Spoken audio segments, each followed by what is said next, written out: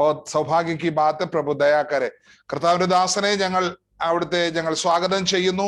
മുന്നോട്ടുള്ള സമയം കർത്താവിന്റെ ദാസന് ഞങ്ങൾ തരുന്നു. ദൈവം ധാരാളമായി അനുഗ്രഹിക്കട്ടെ. കർത്താവിന്റെ വചനവും സാക്ഷ്യവും ഞങ്ങളുടെ മധ്യത്തിൽ പ്രസ്താവിപ്പാനുള്ള പൂർണ്ണ സമയവും സാഹചര്യവും ഉണ്ട്. Thank you sir.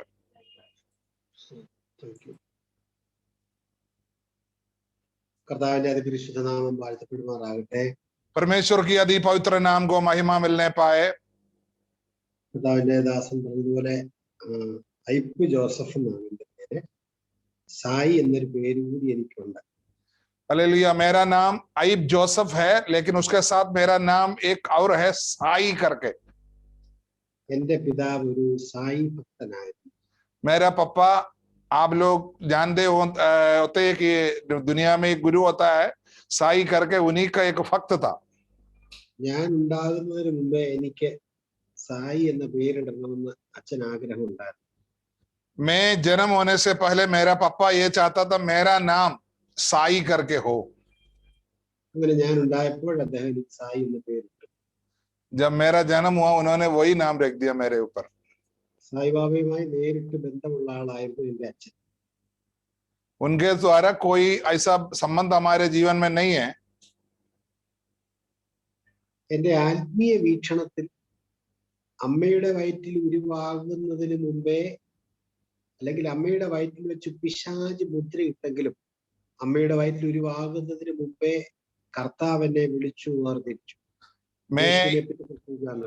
मैं ये विश्वास करता हूँ परमेश्वर की पवित्र वचन के अनुसार मेरा पापा हो सकता है मेरा मम्मा का कोख में जब मैं जन्म हुआ उन्होंने इस तरीके का कार्य करने की कोशिश किया, लेकिन सर्वशक्तिमान परमेश्वर मेरा जन्म से पहले युग युग से पहले मेरे को देखा है.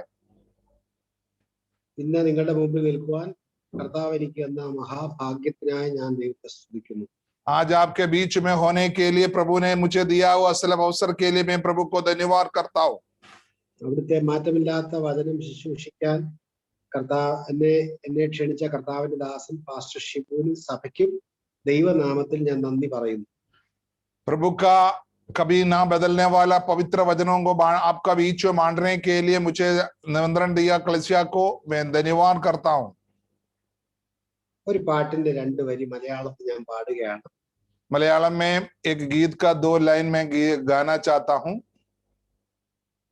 തലചായ്ക്കാനായി സ്ഥലമില്ലാത്തോൻ ഉലകമഹാന്മാർ മുൻപിലും തലചായ്ക്കാതെ നിലതെറ്റാതെ നലമൊടു ജീവിച്ചത്ഭുതം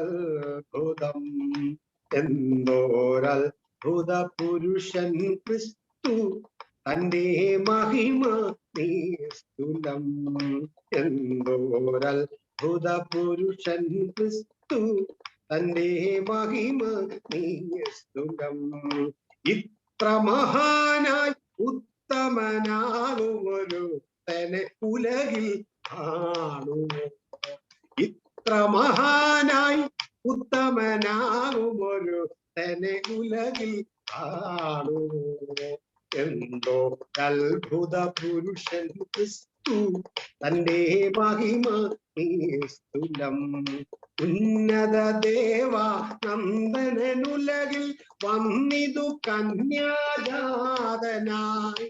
ഇന്നോളമൊരാൾ വന്നില്ലിതുപോൽ തന്നവതാരം നിസ്തുലം എന്തോ അത്ഭുത പുരുഷൻ ക്രിസ്തു തന്റെ മഹിമ നിസ്തുലം കുരുടർ കണ്ടു ഇരുടർ വിരണ്ടു ശാന്തത പൂണ്ടു സാഗരം തെല്ലിര കൊണ്ടു ബഹുജനമുണ്ടു മൃതരുയർപ്പൂണ്ടു ക്രിസ്തനാൽ തെല്ലിര കൊണ്ടു ബഹുജനമുണ്ടു മൃതരുയർപ്പൂണ്ടു ക്രിസ്തനാലെന്നോ അത്ഭുത പുരുഷൻ ക്രിസ്തു തന്റെ മഹിമ നിസ്തുലം ഭൂതലനാഥൻ തന്നുടെ മരണം കാണുക ദുർവഹമായതോ ഭൂരിഭയം പൂണ്ടിളകുകയോ ഈ പ്രകൃതി കളക്കിലമിതൽ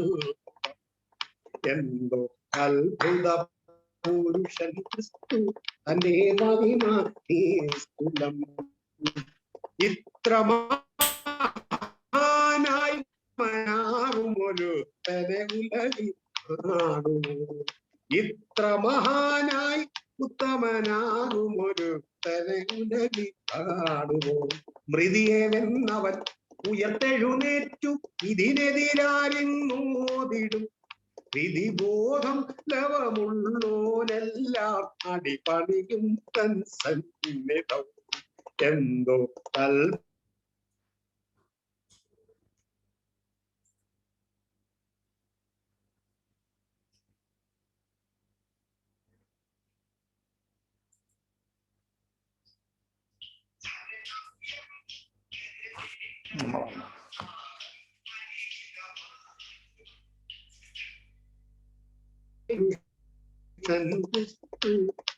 തന്റെ മഹിമ നിസ്തുലം.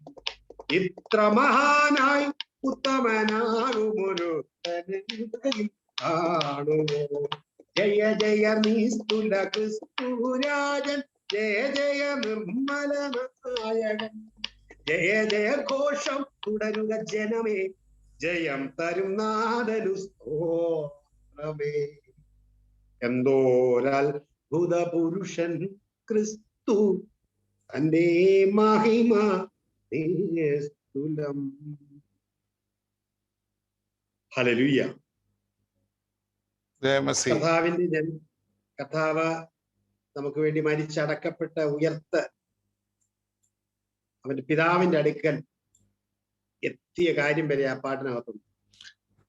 हमारा प्रभु यीशु मसीह के बारे में वर्णन करने वाला एक गीत था, यीशु मसीह के धरती पर जन्म होने का और उनका सेवकाई का, और उन्होंने जो धरती पर जो कुछ भी अपने जीवन में किया और उनको दफनाई हुआ, जी उड़ा और परमेश्वर की दाहिनी ओर बैठकर अपनी बाढ़ जोने वालों को ले जाने के लिए बहुत जल्दी आने वाला है.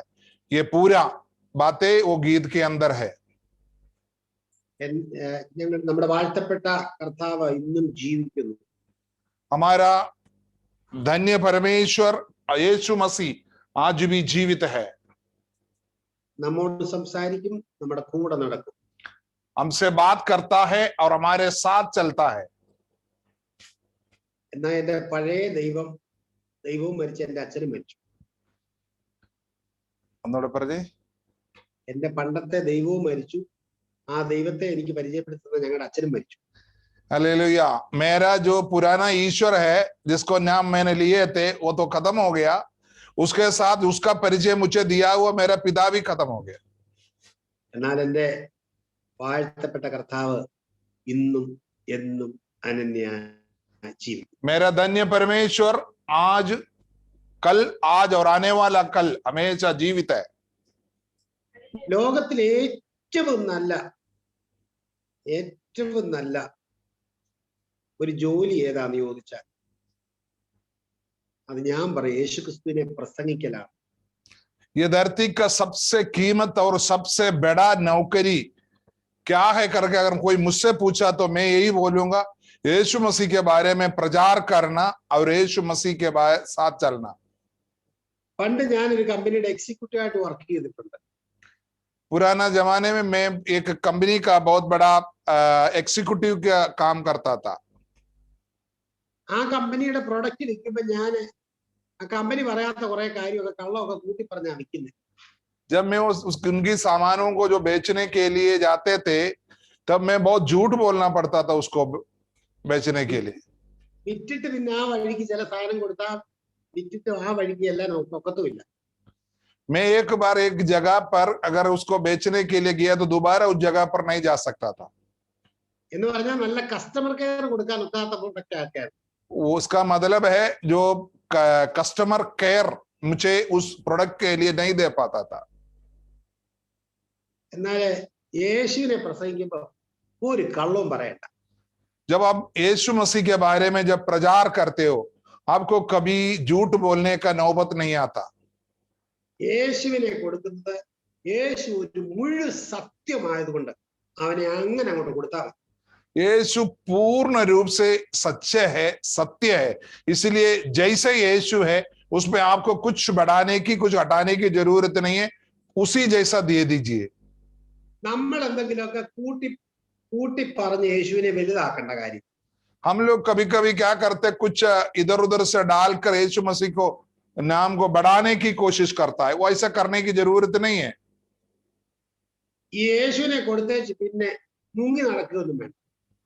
यीशु मसीह के बारे में एक जगह प्रचार कर, एक गांव में या एक व्यक्ति के बारे में बताने के बाद आपको उससे सामने चोरी पे चलने की जरूरत नहीं। एकदम हिम्मत से चाहे छाती खोल कर जा सकते हो।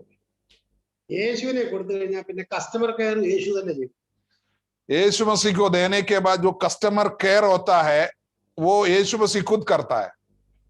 വളരെ സുരക്ഷിതമായിട്ട് പറയാൻ പറ്റിയ ഒരു പേരാ യേശുവിന്റെ പേര്.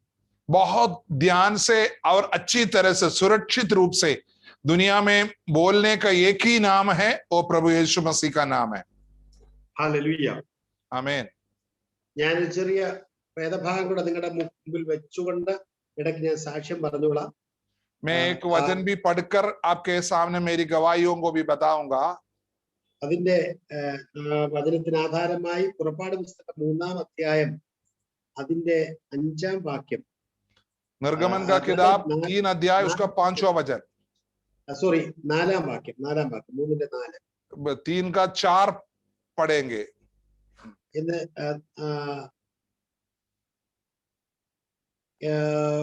ഈ വലിയ കാഴ്ച എന്തെന്ന് ഞാൻ ചെന്ന് നോക്കട്ടെ എന്ന് മോശ പറഞ്ഞു. നോക്കേണ്ടതിന് അവൻ വരുന്നത് യഹോവ കണ്ടപ്പോൾ ദൈവം മുൾപ്പടർപ്പിന്റെ നടുവിൽ നിന്നുകൊണ്ട് അവനെ മോശെ മോശെ എന്ന് വിളിച്ചു. അതിനവൻ ഇതാ ഞാൻ എന്ന് പറഞ്ഞു. അതിനു മുമ്പുള്ള ഒരു വാക്യം 3-ആണ്. 2-ഉം 3-ഉമായിട്ട് യഹോവയുടെ ദൂതൻ ഒരു മുൾപ്പടർപ്പിന്റെ നടുവിൽ അഗ്നിജ്വാലയിൽ അവന് പ്രത്യക്ഷനായി.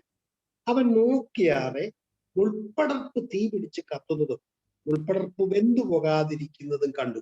മുൾപ്പടർപ്പ് വെന്തുപോകാതിരിക്കുന്ന ഈ വലിയ കാഴ്ച എന്തെന്ന് ഞാൻ ചെന്ന് നോക്കട്ടെ എന്ന് മോശ പറഞ്ഞു. അതാണ് ഞാൻ നിങ്ങളോട് സംസാരിക്കാൻ. मैं आपके बीच में बोलने का वचन है निर्गमन 3 अध्याय उसका 2 से 5 तक पढ़ना चाहता हूँ। എല്ലാ ഭക്തന്മാരുടെയും ജീവിതത്തില് ഒരു മുള്ളിന്റെ അനുഭവം ഉണ്ട്. ഒന്ന് വചനം ഒന്ന് വായിച്ചോട്ടെ ഒരു സെക്കൻഡ്.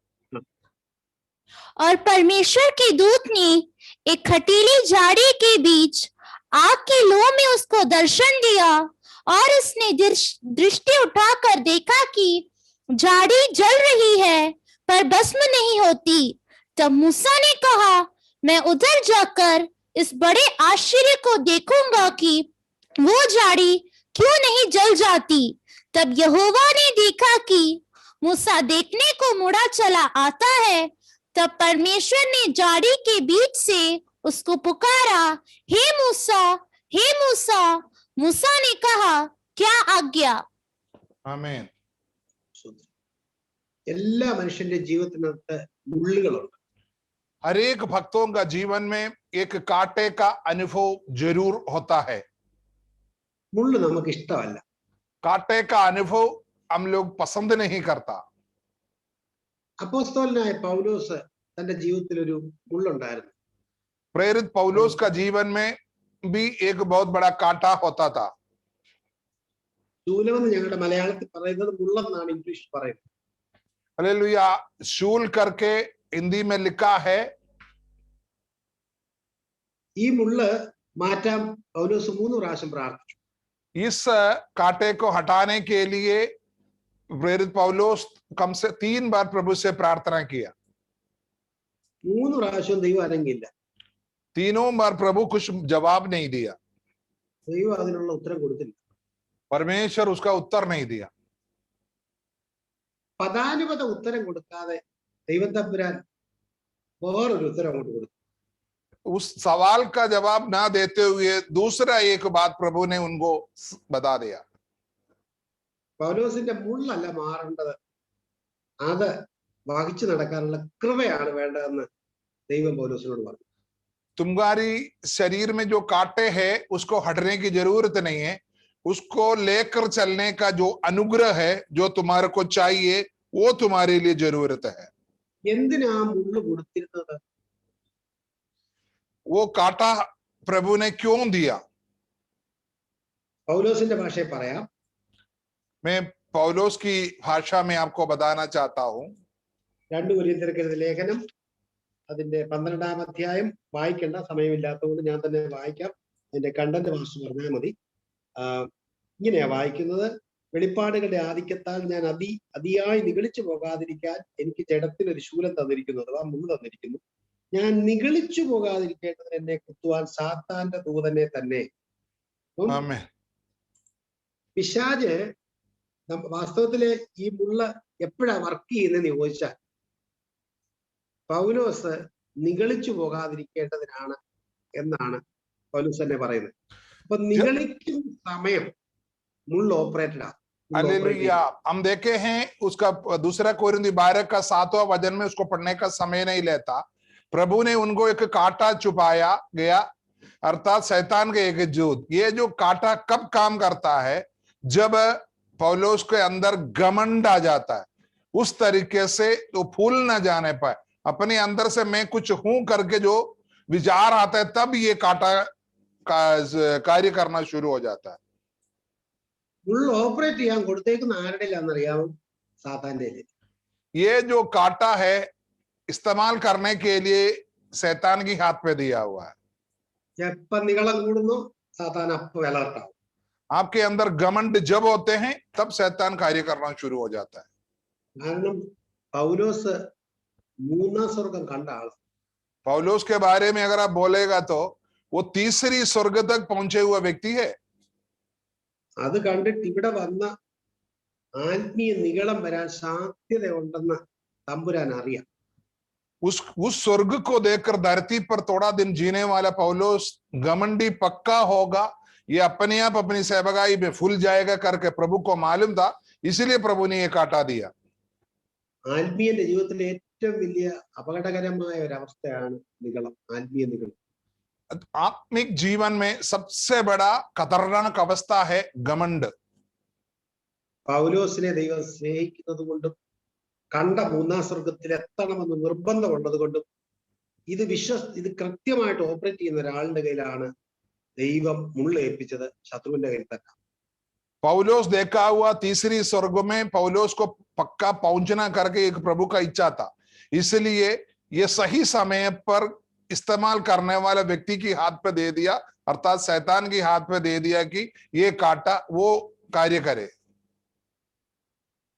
അപ്പൊ ചില മുള്ളുകൾ ദൈവപ്രവൃത്തി ചെയ്യുന്നതാണ്. आप विश्वास ये करना पड़ेगा आपको. कुछ एक जीवन की कांटा का मतलब है वो प्रभु की कार्य पक्का करता है. മോശയുടെ മുൾപ്പടർപ്പ് അവനെ വെളിയിലേക്ക് ആകർഷിക്കുന്നതായിരുന്നു. हम यहाँ मूसा के बारे में निर्गमन का किताब में पढ़ा, उस जो कांटे का जो झाड़ी है वो मूसा को अपनी करीब लाने वाला था. ആ മുള്ള് വേറൊരു കാര്യം കൂടെ നമ്മളോട് പറയുന്നുണ്ട്.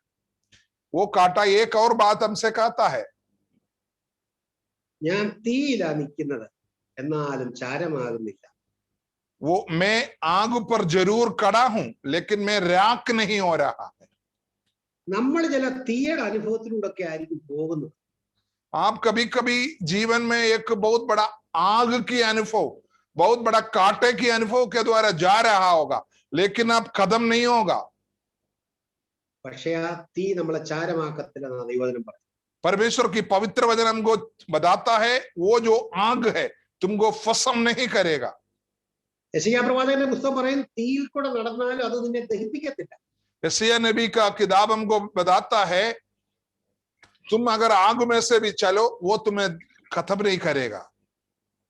മരുഭൂമിയുടെ അവസ്ഥയിൽ തന്റെ വിളിയിലേക്ക്, വലിയ വിളിയിലേക്ക് കൊണ്ടുപോകാൻ, അഥവാ 40 ലക്ഷത്തിലധികം ആളുകളെ ലീഡ് ചെയ്യാനൊരു ലീഡറെ ആദ്യമായിട്ട് വിളിക്കാൻ ഉപയോഗിച്ചത് ഈ പാഴുമുള്ളുകളെയാണ്. 40 लाख लोगों को एक बहुत बड़ी जगह से दूसरी जगह की ओर ले जाने के लिए प्रभु ने चुना हुआ व्यक्ति को सबसे पहले दिखाया है कांटे की अनुभव. മരുഭൂമിയുടെ അവസ്ഥയിൽ നിന്ന് കത്തിക്കൊണ്ടിരിക്കുകയാണ് നീയെങ്കിൽ ഒന്നോർത്തോ, ആരൊക്കെയോ നിന്നെ കണ്ട് അവന്റെ ദൗത്യത്തിലേക്ക് വരാൻ സമയമായിട്ടുണ്ട്, നിന്നെ ദൈവം ഉപയോഗിക്കുന്നു. अगर अब तुम एक कांटे की अनुभव के द्वारा अगर जीवन में जा रहा, तुम सबका समझ लो तुम्हारे जीवन में एक ऐसी बात है, तुम्हारे द्वारा प्रभु कुछ बहुत बड़ा कार्य जो दूसरे से नहीं हो सकता, ऐसे कार्य तुमसे कराने के लिए प्रभु चाहते हैं। ആ മുള്ളുകൾ പലപ്പോഴും മുള്ളുകളുടെ അനുഭവങ്ങൾ നമുക്ക് അത്ര ഇഷ്ടമല്ല. कांटे के अनुभव कोई पसंद नहीं करता। യേശുക്രിസ്തുവിന്റെ തലയിൽ മുൾക്കിരീടം ആഞ്ഞടിച്ചു. यीशु मसीह की सिर पर कांटों का मुकुट उन्होंने रखा और उस पर मारा। അവന്റെ അവന്റെ നെറ്റിയിൽ അടിക്കപ്പെട്ട ആ മുള്ള്, അവന്റെ കുടിഞ്ഞ ചോര നമ്മുടെ പാപം കഴുകുന്നതായിരുന്നു. यीशु मसीह की सिर पर जो लगा, जो मुकुट का जो खून बहने की वजह से वो खून हमारी पापों को शुद्ध करता था। ആദമിന്റെ ശാപം വഹിക്കാൻ ദൈവത്തിന്റെ കർത്താവിന്റെ തലയിൽ നിന്ന മുള്ള് അവന്റെ തലയിലേക്ക് ആഞ്ഞിറങ്ങുകയാണ് നമ്മുടെ ശാപം വഹിക്കാൻ. आदम के द्वारा धरती पर हुआ पाप और शाप को हटाने के लिए हमारे यीशु मसीह की सिर पर कांटों का मुकुट को लगाना पड़ा पिता को। യേശു അനുഭവിച്ച മുള്ള് നമ്മുടെ രക്ഷയ്ക്കായിരുന്നു. यीशु ने जो उठाया हुआ कांटा वो हमारी उद्धार के लिए बना। ഹല്ലേലൂയ. आमीन। അതുപോലെ അത് അത് അത് സംബന്ധിച്ചൊരു കഥ പറയുക ഞാന്, മുള്ള് സംബന്ധിച്ച്. मैं एक कथा के रूप पर ये कांटे के अनुभव को मैं बताना चाहता हूँ। രണ്ട് കൊച്ചു കുട്ടികൾ തീരെ ദരിദ്രരായ കൊച്ചു വീട്ടിൽ പാർത്തിരുന്നു. അതിന്റെ തൊട്ടപ്പുറത്ത് വലിയൊരു സമ്പന്ന ഒരു മാന്തോട്ടം ഉണ്ടായിരുന്നു, മാവിന്റെ തോട്ടം. വലിയ മതിൽ കിട്ടിയ അയാളത് മറച്ചു വെച്ചു. दो गरीब बच्चा एक जगह पर रहता था, उसकी बगल में एक बहुत बड़ा आम का बगीचा होता था। उस बगीचा को उन्होंने, जो धनी व्यक्ति थे उसका मालिक, उसको चारों ओर से उसको दीवार लगे दी थी। ഈ രണ്ട് കൊച്ചു പിള്ളേർക്ക് ആ മാമ്പഴം പറിച്ചാൽ കൊള്ളാമെന്നുണ്ട്. പക്ഷെ സമ്പന്നനായ മനുഷ്യന്റെ മതിൽക്കെട്ടിനകത്ത് വലിയ 3-4 പട്ടി ഉണ്ടായിരുന്നു. അതുകൊണ്ട് ഇവന്മാർക്ക് ഇതിനകത്തോട്ട് ചാടി മാങ്ങ പറിക്കാൻ ഒക്കത്തില്ല. ये गरीब दोनों बच्चों को आम खाने का बड़ा शौक था, लेकिन ये धनी व्यक्ति का जो दीवार के अंदर 2-3 कुत्तों को उन्होंने छोड़ा दिया था। ഒരു ദിവസം ഈ പട്ടിയുടെ ശബ്ദം കേൾക്കാനില്ലാതിരുന്നപ്പോ एक दिन ये कुत्ते की आवाज नहीं आ रहा था, ഇളയ പയ്യനെ ചേട്ടൻ തോളയിലോട്ട് കയറ്റി മതിലിലോട്ട് മുള്ളുവേലിയ, മതിലിന്റെ മുകളിൽ മുള്ള, ആ മുള്ളിനിടയിൽ കൂടെ അപ്പുറത്തോട്ട് ചാടാൻ പറഞ്ഞു. ചാടി മാങ്ങ പറിക്കാൻ പറഞ്ഞു. एक दिन बड़े भाई ने क्या किया, छोटे भाई को अपने कंधे पर उठाया। ये दीवार से ऊपर, दीवार के ऊपर कांटे का वो लगा है, फेंसिंग लगा हुआ है, उसी के बीच में से उन्होंने उसको अंदर छोड़ा और बोला तू आम को तोड़ो बोला। ആ കൊച്ചു പയ്യൻ മുകളിൽ ചേട്ടന്റെ തോളത്ത് നിന്ന് വളരെ ഞെരുങ്ങി മുള്ളിനിടയിൽ കൂടെ തൊട്ടിപ്പുറത്തെ മതിലിലോട്ട് ചാടുകയും പട്ടിയുടെ ശബ്ദം കേട്ടു. പട്ടിയോട് जैसे भैया का कंधे पर रहकर भाई, छोटे भाई ये कांटे के बीच में से जैसे दूसरी ओर जब जम कर रहा था, तुरंत क्या हुआ कि कुत्ते की आवाज देखा। പട്ടി ഈ കൊച്ചു പയ്യനെ ഓടിച്ച് കൊച്ചു പയ്യൻ പ്രാണഭയത്തിൽ വീണ്ടും അതിലേക്ക് കയറി ആ മുള്ളുവേലി കൂടെ വലിഞ്ഞ് ഇപ്പുറത്തേക്ക്. ये कुत्ता क्या किया, छोटे बच्चे को भगाते रहा, बेटा अपने जीवन को बचाने के लिए कैसे भी वो कांटे के बीच में घुसकर मतलब दीवार से पार हो गया। ദേഹം മുഴുവൻ പയ്യത്തെ മുറിഞ്ഞു. उस बच्चे का पूरी शरीर कांटे के द्वारा चोट लग गया। അപ്പൊ ചേട്ടൻ പറഞ്ഞു, ഈ മുള്ളുവേലി ഇല്ലാതെ നിനക്ക് ഒരു കുഴപ്പം വരത്തില്ല. तब वो भैया ने कहा, बड़े भाई कहा, अगर कांटा नहीं होने से तेरे को कुछ नहीं होना था। കൊച്ചു പയ്യൻ പറഞ്ഞു, छोटा बच्चा ने कहा, മുള്ളുവേലി ഉണ്ടായിരുന്നോണ്ടാ ഞാനിപ്പോ ഇവിടെ ജീവനോട് ഇരിക്കുന്നത്. हालेलुया। छोटा बच्चा ने कहा, ये जो कांटे का जो दीवार ऊपर होता था, इसी वजह से आज मैं जिंदा हूं। മുള്ളുവേലി ഉള്ളോണ്ടാ പട്ടി ഇതിനകത്തോട്ട് ചാടാന്. ഞാൻ ശരീരം മുറിച്ചെങ്കിലും ജീവൻ തിരിച്ചു കിട്ടിയത് ആ മുള്ളുവേലി കൊണ്ടാണ്. हालेलुया। वो जो कांटे की जो फेंसिंग लगा था, इसलिए कुत्ता जम करके इस तरफ नहीं आया, नहीं तो मेरे को पक्का कुत्ता ये कांटे की अंदर से घुसकर मेरे को पकड़ लेता, मैं बच गया। मैं आज जिंदा इसलिए हूं, वो काटा है। ചില മുള്ളുകളുടെ പ്രൊട്ടക്ഷൻ ഒരുപക്ഷെ അത് അത്ര സുഖകരമല്ലെങ്കിൽ പോലും നമ്മുടെ ജീവിതത്തിൽ ഉള്ളത് കൊണ്ടാ പിശാച് നമ്മളെ ഇതുവരെ ഒടുക്കിക്കളയാതെ. कुछ कांटे के अनुभव प्रभु ने हमारे लिए छोड़ा है, इसलिए आज हम जिंदे हैं और प्रभु ने हमको बचा कर रखा हुआ है।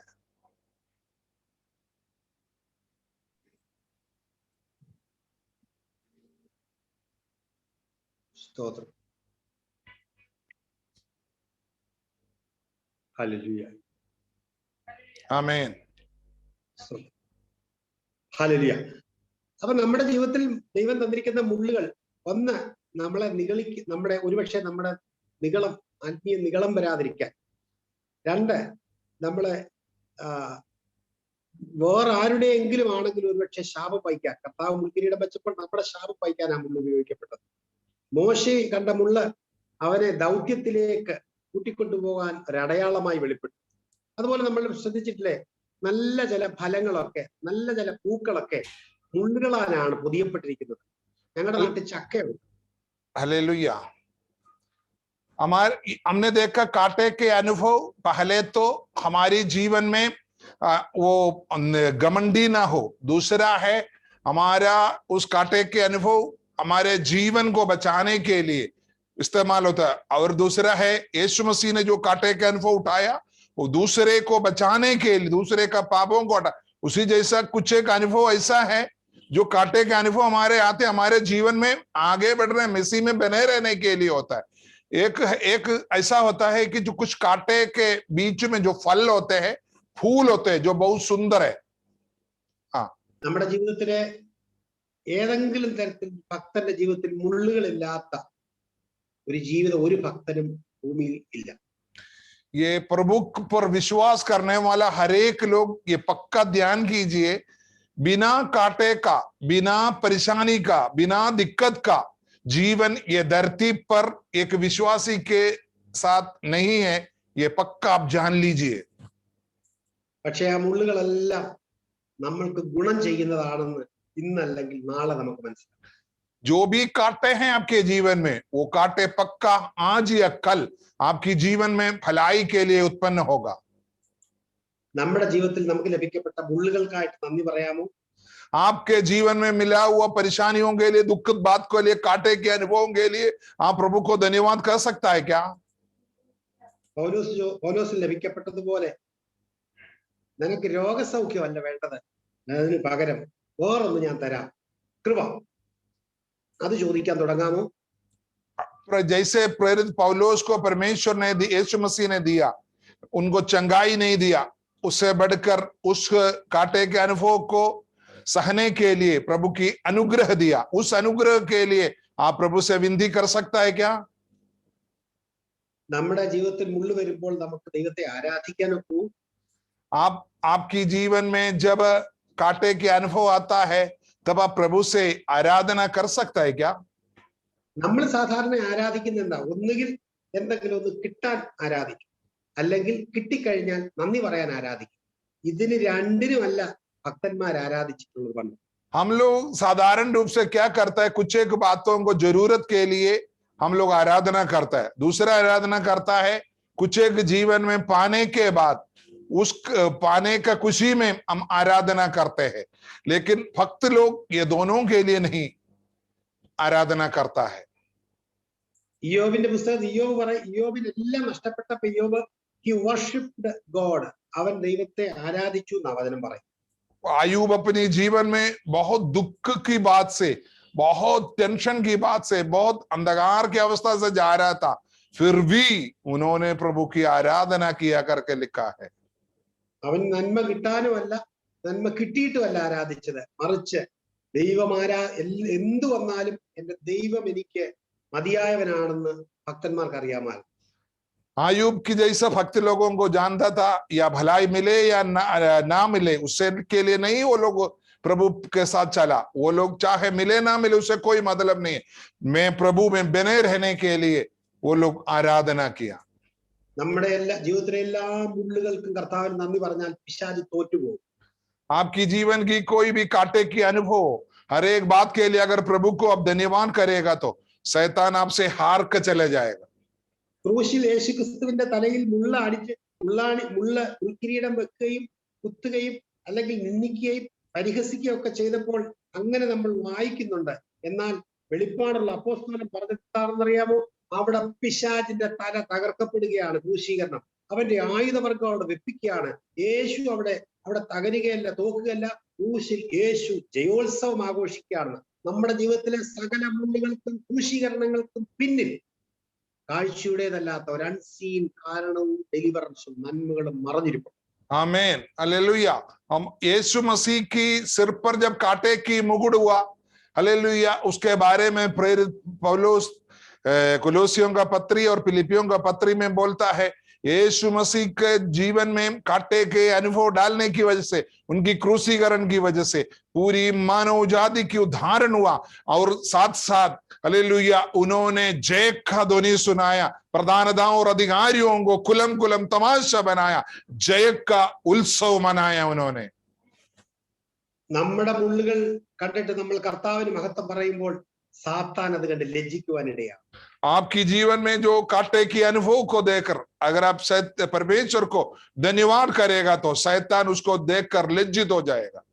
അതുകൊണ്ടാണ് പൗലോസ് പറയുന്നത്, ആപത്തോ വാളോ പട്ടിണിയോ ഇപ്പോഴുള്ളനോ വരുവാനുള്ളനോ ഒന്നിനും ക്രിസ്തുവിന്റെ സ്നേഹത്തിൽ നിന്ന് എന്നെ മാറ്റുവാൻ കഴിയത്തില്ല. इसलिए प्रेरित पौलुस कहता है, ये धरती का कोई भी चीज से मुझे प्रभु से दूर नहीं कर, चाहे अकाल हो या भूख हो या दंगापन हो या ठंड हो या कोई भी विपत्तियां हो, मुझे प्रभु से कोई किसी चीज को दूर नहीं कर सकता. നിരീശ്വരവാദിയായിരുന്ന യുക്തിവാദിയായിരുന്ന ഞാന് യേശുവിനെ കണ്ടുമുട്ടുവാൻ ഒത്തിരി സംഭവങ്ങൾ കർത്താവിന്റെ ജീവിതത്തിൽ കൊണ്ടുവരുവാൻ ഇടയായി. അത് അടുത്തൊരു മീറ്റിംഗ് നമുക്ക് ഒന്നിച്ച് ഷെയർ ചെയ്യാമെന്ന് ഞാൻ ദൈവകൃപയിൽ ശരണപ്പെടുന്നു. തൽക്കാലം എന്റെ സമയം തീർന്നുകൊണ്ട് ഞാനിപ്പോ ഇത് ക്ലോസ് ചെയ്യുകയാണ്. നമുക്ക് ഒരു നിമിഷം കണ്ണടയ്ക്കാം, പ്രാർത്ഥിക്കാം. സമയമുണ്ട്, 10-20 മിനിറ്റ് ഉണ്ട്. ട്രാൻസ്ലേഷനിലൂടെ വന്നപ്പോഴേ അല്ല, അങ്ങനെ കുഴപ്പമുണ്ടെങ്കിൽ കുഴപ്പമില്ല, സമയമുണ്ട് അല്ലേ? 10-20 മിനിറ്റ് എടുക്കാം. ശരി ശരി.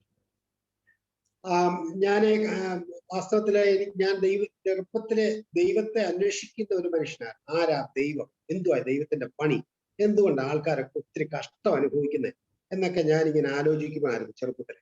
मैं बचपन में परमेश्वर की बहुत खोज में होते थे, और परमेश्वर है क्या, अगर परमेश्वर है तो ये धरती पर लोग ऐसा परेशान क्यों हैं, बीमार क्यों हैं, दिक्कत में क्यों हैं? अगर परमेश्वर हो तो परमेश्वर प्रेम है तो वो प्रभु को उस परमेश्वर लोगों को मदद करना चाहिए. इस तरीके के बातों को मैं हमेशा खोज में रहता था. ഞാനപ്പോ ഈ ദൈവികമായ പ്രത്യേക ദൈവികമായിട്ടുള്ള സാന്നിധ്യം ഉണ്ടെന്ന് പറയുന്ന സ്ഥലങ്ങളൊക്കെ ഞാൻ തേടി പോകുമായിരുന്നു ദൈവത്തെ കാണാൻ വേണ്ടി. लोग जो बोलते हैं वहां ईश्वर है, यहाँ ईश्वर है, उस पहाड़ में, उस मंदिर में, इससे यहाँ जहां जहां ईश्वर है, उस जगह को ढूंढ कर मैं भी तीर्थाटन के लिए जाता था. ഇവിടെ ചില ക്ഷേത്രങ്ങളിൽ പോകാനും വളരെ പ്രശസ്തമായ അയ്യപ്പനെ നമ്മള് പിന്നെ ഇരുമുടിയൊക്കെ കിട്ടിയ അയ്യപ്പ ക്ഷേത്രത്തിൽ പോകുമായിരുന്നു ശബരിമലയില്. അതുപോലെ തന്നെ പിന്നെ ചോറ്റാനിക്കര പോലുള്ള ദേവീ ക്ഷേത്രങ്ങളിൽ പോകുമായിരുന്നു, ഹൈന്ദവ ക്ഷേത്രങ്ങളില്. जो हमारी केरल में जो बड़े ऊंचे ऊंचे जो नाम लिया हुआ मंदिरों में मैं पक्का जाता था, वहां दंडवत करता था.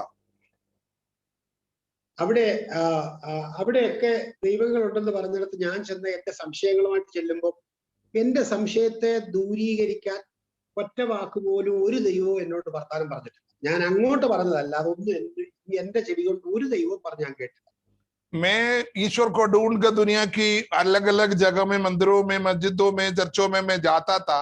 वहां जाकर जब मैं मेरी कंप्लेंट उधर बताता था, लेकिन उधर से कोई उत्तर मुझे नहीं मिला आज तक. ഞാനൊക്കെ അന്ന് ക്രിസ്ത്യാനിയുടെ ദൈവത്തെ എനിക്കൊട്ടും ഇഷ്ടമല്ലായിരുന്നു. ये मसीह लोगों का जो ईश्वरों को मैं बिल्कुल पसंद भी नहीं करता था. ഞാന് അവസാനം ദൈവമില്ല എന്നുള്ളൊരു വിശ്വാസത്തിൽ എത്തിച്ചേർന്നു. आखिर में मैं नास्तिक बन गया, ईश्वर नहीं है करके ऐसा सोचने लगा. എന്നിട്ട് ദൈവം ഉണ്ടെന്ന് പറയുന്ന അമ്പലങ്ങളിൽ ചെന്ന് ഞാൻ ചീത്ത വിളിച്ചു നോക്കി, ദൈവം എന്തെങ്കിലും ചെയ്യുമോന്നറിയാം. मैंने क्या करता था, लोग बोलते थे इधर ईश्वर है उधर ईश्वर है, जब ईश्वर नहीं है करके जब बोलने लगा तो मैं मंदिरों में जाकर गाली देता था, क्योंकि ये ईश्वर कम से कम मेरे को थोड़ा दंड तो दे। ഒരു ദൈവവും ഒരു ഉപദ്രവം ചെയ്തില്ല. मुझे कोई ईश्वर ने कुछ नहीं किया। ഉപകാരം ചെയ്യത്തില്ല, ഇത് ഉപദ്രവം ചെയ്തിട്ടുണ്ടെന്ന് മനസ്സിലായി. ये ईश्वर कभी आपको मदद भी नहीं करेगा, ना आपकी नुकसान भी नहीं करता। അങ്ങനെ ദൈവം ഇല്ലെന്നുള്ള വിശ്വാസം. उससे मुझे ये पता चला ईश्वर नहीं है।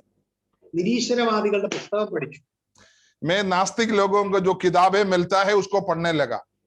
അത് ചെറുതായി പ്രചരിപ്പിക്കാൻ തുടങ്ങി. मैं नास्तिकों को मेरा एक जुट बनाने लगा। ആ സമയത്ത് എന്റെ ഒരു ബ്രദർ പെന്തക്കോസ്ത് വിശ്വാസത്തിൽ പോയി. तब मेरे एक जानने वाला भाई क्या किया, पेंतकोस्त विश्वास में, यीशु मसीह के विश्वास में चला गया। അവനൊരു മാനസിക രോഗിയാണെന്ന് ഞാൻ മനസ്സിലാക്കി. मैं ये सोचा ये पक्का पागल आदमी होगा, तभी वो मसीह के पीछे गया। അവനെ ഞാൻ എന്നും കളിയാക്കുമായിരുന്നു. उसको मैं डेली मजाक उड़ाता था उसका। അവനെ എനിക്ക് വേണ്ടി പ്രാർത്ഥിക്കാമെന്ന് പറഞ്ഞു. वो उन्होंने क्या किया, मैं उसकी मजाक उड़ाता तो खूब मेरे लिए प्रार्थना करने लगा। ആ സമയത്ത് എന്റെ ഞാൻ ബിസിനസ്സിൽ സമയമാണ്. उस समय मैं व्यापार करता था। എന്റെ ബിസിനസ് ഒന്ന് തകർന്നു പോയി. मेरा व्यापार धीरे धीरे से टूटने लगा, खत्म ही हो गया। എന്റെ വൈഫിന്റെ അച്ഛൻ പൂജയും മന്ത്രമൊക്കെ ചെയ്യുന്ന ആളാണ്. मेरा पत्नी की जो पिता है, मतलब मेरा ससुर बड़ा तंत्र मंत्र करने वाला बंदा है। ഞാൻ അദ്ദേഹത്തിന്റെ അടുക്ക പോയി. मैं उसके पास गया। മന്ത്രം ചെയ്യാൻ പോയെന്നല്ല, എനിക്ക് അതിനകത്ത് ദൈവത്തിനും പിശാചിനും വിശ്വാസമുണ്ട്. मैं वो मेरे ससुर के पास तंत्र मंत्र करने नहीं गया, क्योंकि मैं तो नास्तिक हूँ, मैं कोई ईश्वर पर नहीं विश्वास कर सकता। നല്ല തണുപ്പുള്ള ഒരു സ്ഥലമായതുകൊണ്ട് ഒരു ചുമ്മാ ഒരു ആശ്വാസത്തിന് വേണ്ടി പോകാന്നുള്ളത്. क्योंकि वो लोग जहां में रहते थोड़ा ठंडा जगह है, इसलिए मैं सोचा ये टेंशन से थोड़ा दूर रहेगा, थोड़ा दिन वहां रहेंगे। അദ്ദേഹം എന്നോട് പറഞ്ഞു, നീ ഇച്ചിരി സാമ്പത്തികമായിട്ട് താഴ്ന്നിരിക്കുക, നിനക്ക് വേണ്ടി ഞാൻ പൂജ ചെയ്യാമെന്ന് പറഞ്ഞു. उन्होंने मुझे बोला तुम है ना आर्थिक अवस्था से बहुत टूट गया, इसीलिए मैं क्या करता हूँ तेरे लिए थोड़ा पूजा पाठ करूंगा बोला। എനിക്ക് പൂജയിലും വിശ്വാസമില്ല, ദൈവത്തിലും വിശ്വാസമില്ല. मुझे ना पूजा में विश्वास है, ना ईश्वरों में विश्वास है। പക്ഷെ നല്ല ഈ ചന്ദന ഹോമകുണ്ടമൊക്കെ ഉണ്ടാക്കി ചന്ദനത്തിന്റെ തടിയൊക്കെ വാരി ഇടുന്ന അതിന്റെ ഒരു കൗതുകം കൊണ്ട് ഞാൻ അവിടെ നിന്നിരുന്നു. ये जो मेरा जो ससुर है, ये सब आपको मालूम है, जो होम कुंड जो बनाता है या वेदी जो बनाता है, वो आग लगाता है, वो सब देखने में बहुत अच्छा लगता है। और चंदन का लकड़ी डालता है, ये लोग थोड़ा जंगल पहाड़ की तरफ, वहां चंदन वायरा सुलभ है, इसलिए चंदन वायरा ज्यादा डालता है, इसलिए मेरे को बड़ा अच्छा लगा, इसलिए मैं थोड़ी देर वहां बैठा। ഞാൻ ഇതൊക്കെ സിനിമയെ മാത്രമേ കണ്ടിട്ടുള്ളായിരുന്നു. मैं ये सब पिक्चरों में, फिल्म में देखता था पहले। ഞാൻ ചന്ദനമൊക്കെ വാരി അതിനകത്ത് ഇട്ടു കൊടുത്തു. मैं भी थोड़ा सा चंदन का लकड़ियां उसमें अंदर गिराने लगा। പൂജ ചെയ്തോ പറഞ്ഞു, നിനക്ക് നിങ്ങൾക്ക് ദൈവനമ്പിക്കയില്ല, ദൈവവിശ്വാസമില്ല, എന്നാലും സാരമില്ല, നീ ഇവിടെ ഇരുന്നാ മതി, നീ പൂജ കഴിയുമ്പോഴത്തേന് നിന്റെ ഓഫീസിലേക്ക് പൈസ വരുമെന്ന് പറഞ്ഞു. जब मैं ये पूजा पाठ चल रहा था, तब लोग उन्होंने बोला तुम्हारे अंदर प्रभु का विश्वास नहीं है, परमेश्वर ईश्वर का विश्वास नहीं है, लेकिन तुम यहाँ बैठे रहो, तुम जैसे पूजा खत्म होगा तेरे अपने आप धन आने लगेगा बोला। അങ്ങനെ നിനക്ക് പൈസ ഒക്കെ വന്നാൽ നിന്റെ ഓഫീസിൽ ഒരു ചക്രം വെച്ച് പൂജിക്കണം എന്ന് പറഞ്ഞു ദിവസവും. अगर तुम्हारे पास धन दौलत आएगा तो तुम ऐसा करना, एक वो कुछ चीज रखकर अपने दफ्तर में रखकर तुम उसकी पूजा पाठ करना पड़ेगा करके बोला।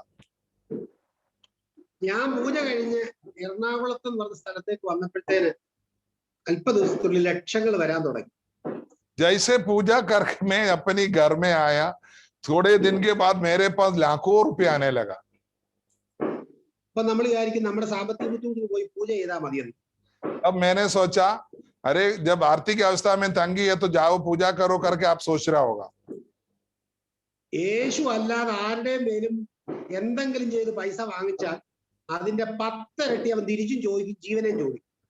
हालेलुया। अगर बिना परमेश्वर का इच्छा का विरुद्ध अगर आप कोई भी काम करे, देखना उसका 10 गुना आपको वापस देना पड़ता है। പിശാച് ഒരു ഭയങ്കര ബ്ലേഡ് പലിശക്കാരനേക്കാളും കഷ്ടമാണ്.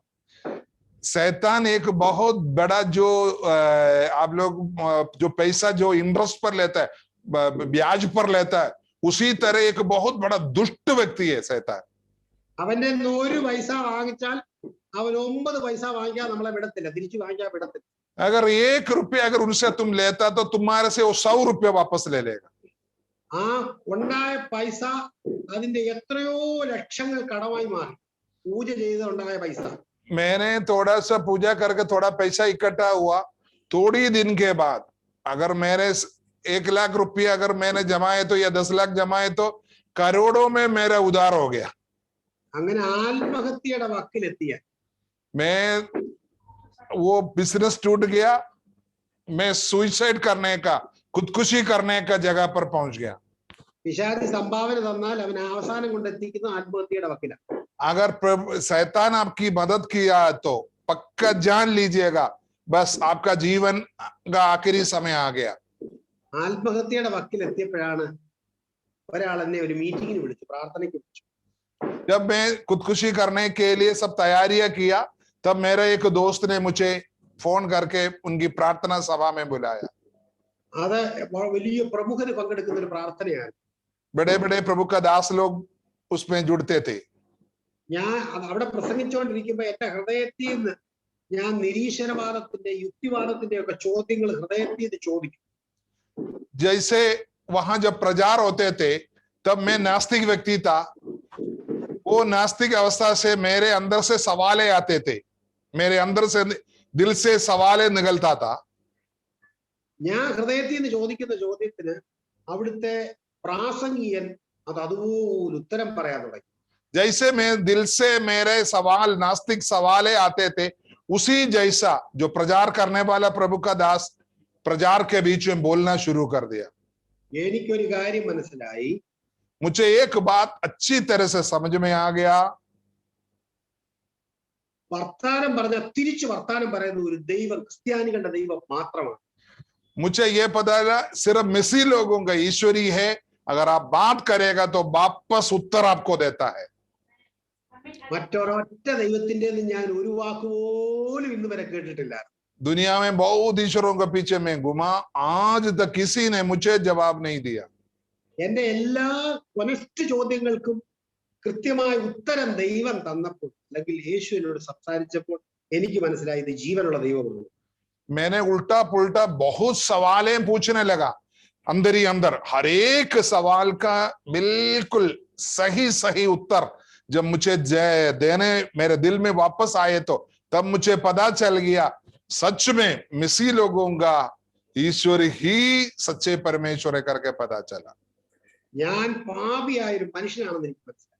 तब मुझे पता चला मैं एक बहुत बड़ा पापी व्यक्ति हूं करके पता चला।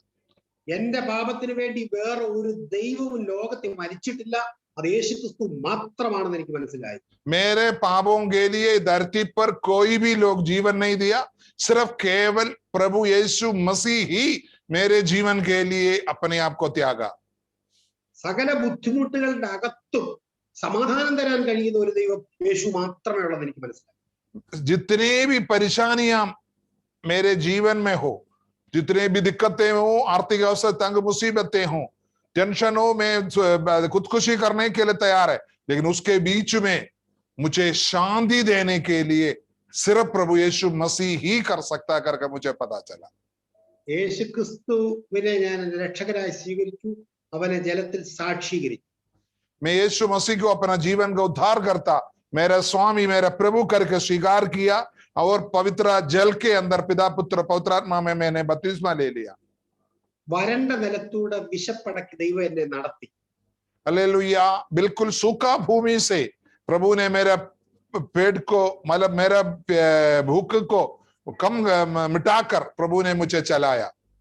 എന്റെ ഭാര്യയും എന്റെ മക്കളും എന്റെ സഹോദരങ്ങളും എല്ലാം യേശുവിനെ രക്ഷകനായി സ്വീകരിക്കാനിടയായി. मेरा पत्नी मेरा बच्चा मेरा भाई बहन लोग सब लोग इस प्रभु यीशु मसीह को अपने जीवन में स्वीकार किया। ഞാൻ പല മേഖലകളിൽ പ്രവർത്തിച്ചിട്ടുള്ള ആളാണ്. मैं अलग अलग जगह में मैंने बहुत काम किया है। ഒരു രാഷ്ട്രീയ പാർട്ടിയുടെ ഇവിടുത്തെ സംസ്ഥാന ജനറൽ സെക്രട്ടറി ആയിരുന്നു ഒരിക്കൽ. मैं एक राजनीति का यहाँ का एक अच्छे उन्नत कार्य करता था। ഒരു ബിസിനസ്സുകാരൻ, കേരളത്തിലെ ഏറ്റവും മികച്ച ബിസിനസ്മാനുള്ള അവാർഡ് കിട്ടിയതായിരുന്നു ഒരു വർഷം എനിക്ക്. एक साल केरल का सबसे अच्छे व्यापार करने वाले का एक इनाम भी मुझे मिला था। ഇവിടുത്തെ ചില മലയാള സിനിമകളിലൊക്കെ ചെറുതായിട്ട് അഭിനയിച്ചിട്ടുണ്ട്. कुछ मलयालम सिनेमा में मैंने सिर दिखाने का मौका मिला था। പക്ഷേ യേശുവിനെ പ്രസംഗിക്കുന്നത് പോലെ സമാധാനവും സന്തോഷവും ധൈര്യവുമുള്ള ഒരൊറ്റ ജോലി ഞാൻ ചെയ്തിട്ടില്ല. यीशु मसीह के बारे में प्रचार करने की जैसा एक धीरज वाला, एक खुशी वाला, एक शांति वाला कार्य मैंने जीवन में कभी नहीं किया. ലോകത്തിൽ സുവിശേഷകനോളം ശ്രേഷ്ഠമായ ഒരു ജോലി ലോകത്തിൽ വേറെ ഇല്ല എന്ന് എനിക്ക് കൺഫേം ആയി. सुसमाचार प्रचार की तरह एक जॉब, एक नौकरी ये धरती पर कहीं भी नहीं है कर उससे मुझे पता चला. അതുകൊണ്ട് ഞാൻ ഇന്ന് ആ വേല തെരഞ്ഞെടുക്കുവാൻ കർത്താവ് എനിക്ക് ഭാഗ്യം തന്നു. आज उस प्रभु यीशु मसीह की उस सुसमाचार के एक प्रचारक बनने के लिए, उस सेवकाई को करने के लिए प्रभु ने मुझे चुना गया. ഞാൻ ഇപ്പോൾ വർക്ക് ചെയ്യുന്ന ആദിവാസികളുടെ സഹോദരന്മാരുടെ ഇടയിലാണ്. ലോക്ക്ഡൌൺ ആയതുകൊണ്ട് കുറച്ചാളിങ്ങനെ പോകാതിരിക്കുകയും കുറച്ച് വൃദ്ധരായിട്ടുള്ള ആൾക്കാരെ നോക്കുന്ന ഒരു സ്ഥലത്താണ് ഇപ്പൊ ഞാൻ അവരെ പരിചരിച്ചുകൊണ്ട് നിൽക്കുന്നത്. मैं लॉकडाउन से पहले थोड़ा सा जो केरल में जो आदिवासी केंद्र है उस जगह पर सेवकाई कर रहे थे. अभी मैं वो लॉकडाउन की वजह से एक जगह पर जो बुजुर्ग लोगों को देखभाल होते हैं उस जगह का देखभाल इंचार्ज हूं मैं. നിങ്ങൾ എനിക്ക് വേണ്ടി പ്രാർത്ഥിക്കണം, എന്റെ കുടുംബത്തെ ഓർത്ത് പ്രാർത്ഥിക്കണം, സുവിശേഷ വേലയെ ഓർത്ത് പ്രാർത്ഥിക്കണമെന്ന് അപേക്ഷിക്കുന്നു. അവസരം തന്ന കർത്താവിദാസന് കൂട്ടായ്മയ്ക്ക് വീണ്ടും ഒരു പ്രാവശ്യം കൂടി നന്ദി പറഞ്ഞു. मुझे, मेरे लिए प्रार्थना, मेरे परिवार के लिए, मेरी सेवकाई के लिए, प्रभु में और आगे बढ़ने के लिए आप लोग मुझसे प्रार्थना कीजिए. मुझे अवसर दिया हुआ कलसिया के लिए मैं आपको धन्यवाद करता हूँ. प्रभु सबको आशीष दे. ഞങ്ങളുടെ സഭയ്ക്ക് വേണ്ടി ഒന്ന് പ്രാർത്ഥിച്ചാട്ട് കർത്താവിന്റെ ദാസനെ. ഞങ്ങളുടെ പരിശുദ്ധ പിതാവേ, നല്ല കർത്താവേ, അവിടുത്തെ സന്നിധി ഞങ്ങൾ നിന്റെ മക്കളുമായിട്ട് ഒന്നിച്ചടുത്ത് വരുന്നു. അറുക്കപ്പെട്ട കുഞ്ഞാടിന്റെ മഹത്വം, യേശു ക്രിസ്തുവിന്റെ മഹത്വം. ഒരു കുഞ്ഞാട് അറുക്കപ്പെട്ടതുപോലെ നിൽക്കുന്നത് ഞാൻ കണ്ടു. പുസ്തകം തുറപ്പാനും മുദ്രകളെ പൊട്ടിപ്പാനും യോഗ്യനായി ആരെയും കാണായി കൊണ്ട് ഞാൻ കരയണ്ട. യഹൂദാഗോത്രത്തിലെ സിംഹവും ദാവീദിന്റെ പേരുമായി പുസ്തകം തുറപ്പാനും മുദ്രകളെ പൊട്ടിപ്പാനും യോഗ്യൻ ഉച്ചത്തിൽ ഘോഷിക്കുന്ന ദൂതന്റെ ശബ്ദം കേട്ടു എന്ന് ഞങ്ങൾ വെളിപ്പാട് പുസ്തകത്തിൽ വായിക്കുന്ന കർത്താവെ, സകല ജാതികളെയും സകല വംശക്കാരെയും സകല ഭാഷക്കാരെയും കർത്താവ് തന്റെ ചോരയാൽ വിലയ്ക്ക് വാങ്ങിയല്ലോ. ഈ കർത്താവെ സ്തോത്രം, ഈ മേഖലയിൽ പ്രവർത്തിക്കുവാൻ നിന്റെ ദാസനെ അഭിഷേകം ചെയ്ത് അവിടെ അയച്ച് കർത്താവെ നിന്റെ സാന്നിധ്യം കൊണ്ട് മൂടി കർത്താവെ സ്തോത്രം. വിവിധ വിഷയങ്ങൾ വന്നപ്പോൾ, മുള്ളുകൾ വന്നപ്പോൾ, സങ്കടങ്ങൾ വന്നപ്പോൾ, നീതിമാന്റെ അനർത്ഥങ്ങൾ അസംഖ്യമാകുന്ന എല്ലാറ്റിനും ഹോം അവനെ വിടുവിക്കുമെന്ന വചനം പോലെ വിടുവിച്ച് കർത്താവെ നിന്റെ ജനത്തിന്റെ മുമ്പിൽ നിർത്തിയിരിക്കുന്നതായി നന്ദി പറയുക. യേശു ക്രിസ്തുവിന്റെ നാമത്തിൽ പിതാവിന്റെയും പുത്രന്റെയും പരിശുദ്ധാത്മാവിന്റെയും നാമത്തിൽ ഈ ദൈവസഭയെ ഞങ്ങൾ പരസ്പരം അനുഗ്രഹിച്ചു പ്രാർത്ഥിക്കുന്നു. കർത്താവെ, വൻ കാര്യങ്ങൾ കർത്താവെ ഈ സഭയിൽ നിന്നുണ്ടാകേണ്ടത് ഞങ്ങൾ ഏൽപ്പിച്ചു പ്രാർത്ഥിക്കുന്നു. കർത്തൃദാസീദാസന്മാരെ ഏൽപ്പിക്കുന്നു. ദൈവദാസന്മാർക്ക് വേണ്ടി പ്രാർത്ഥിക്കുന്ന കർത്താവേ, അവരുടെ കുടുംബങ്ങൾക്ക് വേണ്ടി പ്രാർത്ഥിക്കുന്ന കർത്താവേ, അവരുടെ ഭൗതിക ആവശ്യങ്ങളുടെ മേൽ കർത്താവിന്റെ അത്ഭുതം സംഭവിക്കണമെന്ന് പ്രാർത്ഥിക്കുന്നു. ആത്മീയമായിട്ട് കർത്താവേ കണ്ണുകളെ തുറക്കണമെന്ന് കർത്താവേ. വീണ്ടും വചനത്തിന്റെ വലിയ വെളിപ്പാടുകൾ, അത്ഭുതങ്ങൾ, അടയാളങ്ങൾ, വീര്യ പ്രവർത്തികൾ അവർ അത്ഭുതങ്ങളാലും അടയാളങ്ങളാലും വചനത്തെ ഉറപ്പിച്ചു പോകുന്നു. ഞങ്ങൾ ദൈവവചനത്തിൽ വായിക്കുന്ന പോലെ ആ ദേശത്ത് കർത്താവെ, ആ ദേശത്ത് മാത്രമല്ല എല്ലാ രാജ്യത്തിന്റെ വിവിധ ഭാഗങ്ങളില് കർത്താവെ ഈ സഭയിൽ നിന്ന് നടക്കുന്ന വൻ കാര്യങ്ങൾ കേട്ട് അനേകരും ക്രിസ്തുവിലാകേണ്ടതിന് കർത്താവെ നീ amen, amen, amen, amen, amen, amen.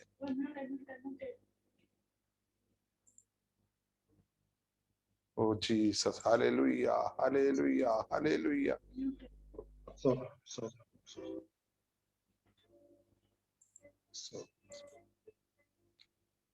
Amen. Thank you പാസ്റ്ററെ. ഞങ്ങളുടെ മധ്യത്തിൽ കടന്നു വന്നതിന് അനുഗ്രഹിക്കട്ടെ. ദൈവ ആലോചന നൽകി തന്നതിന് ഞങ്ങളെ ഓർത്ത് പ്രാർത്ഥിക്കണം. ഇനി അവസരം ലഭിക്കുമ്പോൾ ഞങ്ങളുടെ മധ്യത്തിൽ വരണമെന്ന് അപേക്ഷിക്കുന്നു. Thank you.